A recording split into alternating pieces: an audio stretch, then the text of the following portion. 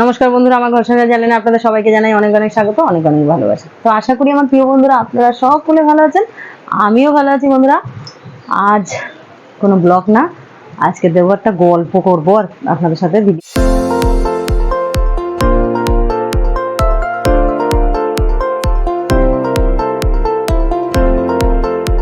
এই গল্পটা হচ্ছে এই বন্ধুরা, অনেক বছর আগের কথা। একজন বৃদ্ধ ভদ্রলোক, মানে ধরুন 60-65 বছর বয়স হবে।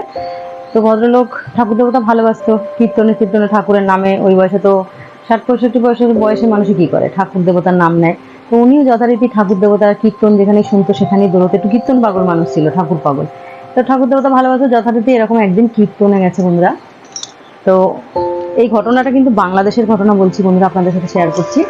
তো কীর্তনে যাওয়ার পরে, কীর্তন ওখানে হতে হতে মানে উনি যে ভোর কীর্তন হবে ওখানে সেটা উনি জানতেন না। তো কীর্তন হতে তো অনেকটা রাত হয়ে গেছে, কীর্তন শেষ আর হয় না। তখন উনি জানতে পারেন যে কীর্তন শেষ হবে না, ভোর অবধি কীর্তন হবে। তো যথারীতি উনি বলছে যে না, আমি তো বাড়িতে বলে আসিনি যে ভোর কীর্তন হবে, তো আমি বাড়ি চলে যাচ্ছি। তো বলছে কালকে সকালে মহোৎসব আছে, দাদা আসবেন? বললো ঠিক আছে। তো রাত প্রায় 2-2:30 বাজে তখন তখন উনি বাড়ির দিকে আসছিল। তো প্রত্যন্ত গ্রাম একটা জায়গা, মানে জায়গাটার নাম হচ্ছে আদাবাড়িয়া, খুবই গ্রাম, মানে হাতে গোনা কয়েকটা বাড়ি সেখানে। তো সেই আদাবাড়ি থেকে সামনের গ্রাম হচ্ছে ঘটবাড়িয়া।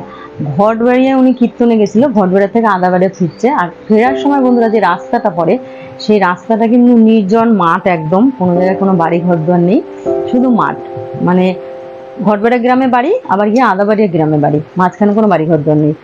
যে রাস্তাটা দিয়ে যাবে দু সাইডে মাঠ, আর ওই রাস্তার দুই সাইডে তাল গাছের সারি সারি একদম। তো ওই রাস্তাটা দিয়ে ওনাকে ফিরতে হবে। এবার সবাই জানে ভোর কীর্তন সবাই রয়ে গেছে, উনি যেহেতু ছোট ছোট বাচ্চা কাচ্চা ওনার বাড়িতে, আর ওনার স্ত্রীকেও বলে যায়নি, সেজন্য উনি ফিরছে একা একা। তো যথারীতি যতক্ষণ উনি হরে কৃষ্ণ হরে রাম গান করতে করতে একা নিজের মনে ফিরছিল ততক্ষণ তো ঠিক ছিল। যখন উনি গানটা বন্ধ করেছে তখন উনি, মানে কি বলবো আপনাদের, উনি অনেকটা দূরে তাল গাছের ওখানে দেখছে, মানে আপনাদের হাড় হিম হয়ে যাবে যে এরকম ঘটনা হয়।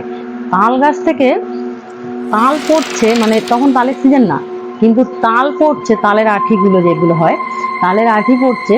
আর সেই তালের আঠির চোখগুলো জ্বলছে জল জল করে, মানে পড়ছে আর খিলখিল করে হাসছে, এরকম ডিগবাজি খাচ্ছে। মানে তালের আঠি যদি আপনাদের সামনে ওরকমভাবে ডিগবাজি খায়, তাহলে আপনাদের রিয়াকশনটা কী হবে বন্ধুরা, আপনারা ভাবুন। ঠিক আছে, তো ওই ভদ্রলোক একা, আর একা মানুষের কিন্তু বেশি ভয় লাগে, বলে না যে বনের বাগে খায় না মনের বাগে খায়। উনি ওই তালের আঠি ওরকম ডিগবাজি করছে, লাফাচ্ছে আর খিলখিল করে যখন হাসছে বন্ধুরা, উনি এতটা ভয় পেয়ে গেছে, উনি মানে ভয় চোটে কী করবে দিশা পাচ্ছে না। তখন ওনার হাড় হিম হয়ে গেছে ওখানে ভয়তে, মানে যথারীতি উনি ভয় পেয়ে ওখানে অজ্ঞান হয়ে পড়ে গেছে, যে তালের আঠি এদিক ওদিক দৌড়াদৌড়ি করছে, এটা কি হচ্ছে আমার সাথে। মানে ভয়তে ওনার কৃষ্ণ নামও মনে হয় মুখে আসেনি তখন কোনো কিছু। অনেকে দেখবেন ভয়তে না থতভম্ব হয়ে যায়, তো ভদ্রলোকও সেখানে ভয়তে পুরো হতভম্ব হয়ে গেছিল। আর ওখানে ওইসব কিছুই ছিল না বন্ধুরা, ছিল কি বলুন তো, মানে ওনার মনের ভুল ছিল না এগুলো। তাল গাছ, তেঁতুল গাছ, শেওড়া গাছ, এই সমস্ত গাছে ভূত থাকে আমরা সকলেই জানি। তো ওখানে কিন্তু তাল গাছে ভূতই ছিল বন্ধুরা, প্রেতাত্মারা। ওই রাত্রে কিন্তু ওনাদেরই সময়টা, যেরকম ভগবান সত্যি সেরকম ভূতও সত্যি। তো ওই মাঝরাতে উনি পড়েছিল সেই ভূতের কবরে, আর সেই ভূত বিভিন্ন রকমভাবে ভয় পাওয়ানোর জন্য, ওনাকে ভয় দেখানোর জন্য এই সমস্ত কীর্তিকলাপ করছিল। তো উনি ওখানে দেখে অজ্ঞান হয়ে যায়, যথারীতি অজ্ঞান হয়ে ওখানে পড়েছিল সারা রাত ওরকমভাবে। তো যখন ভোর হয়, মানে রাত 2-2:30 নাগাদ এই ঘটনা ঘটে, যখন ভোরবেলা হয় তখন গ্রামের রাস্তা দিয়ে আরও সব লোকজন যেতে থাকে। তখন সেই লোক, মানে প্রথম যে দেখে ওনাকে রাস্তা দিয়ে যেতে গিয়ে, তখন উনি গ্রামের লোকজন জড়ো করে ওখান থেকে ওনাকে তুলে নিয়ে ওনার বাড়িতে যাওয়া হয়। যখন ওনাকে তুলে নিয়ে বাড়িতে যায় তখন ওনার গায়ে ধুম জ্বর এসে গেছে একদম। তো বন্ধুরা, আজ থেকে বহু বছর আগের কথা, ঘটনাটা আপনাদের সাথে শেয়ার করছি। আর যখন জ্বর এসছে ওনার বাড়িতে যাওয়ার পর ওনার স্ত্রী বললো তোমার জ্বর এসছে। তখনকার দিনে এত ডাক্তার কবিরাজের এসেছিল, কবিরাজ ছিল, ডাক্তার ছিল না। কবিরাজ মশাইকে খবর দিল, কবিরাজ মশাই ওষুধ দিয়ে গেল, বললো উনি খুব ভয় পেয়ে গেছে, ওনাকে একটু বিশ্রামে রাখুন আর হালকা ফুলকা কিছু খাবার দাবার দিন। যথারীতি বন্ধুরা হালকা ফুলকা খাবার দাবার খাইছে, তাকে ওষুধগুলো খাইছে, কবিরাজ মশাই যা জড়িবুটি ওষুধ দিয়ে গেছে।